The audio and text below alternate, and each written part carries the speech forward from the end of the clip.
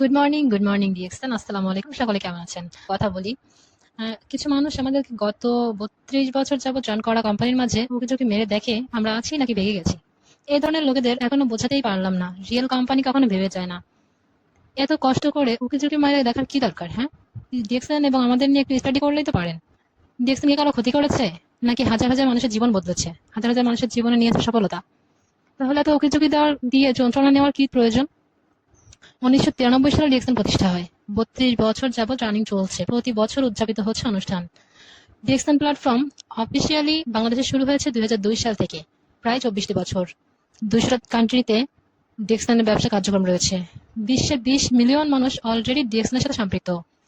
১২টি দেশে ফ্যাক্টরি এবং ফার্ম সেট আপ রয়েছে। বাংলাদেশের গাজীপুর সিপিও অলরেডি ফার্ম করেছে। কোনো বিনিয়োগ ছাড়া ডিএক্সএন মেম্বার কাজ শুরু করতে পারে।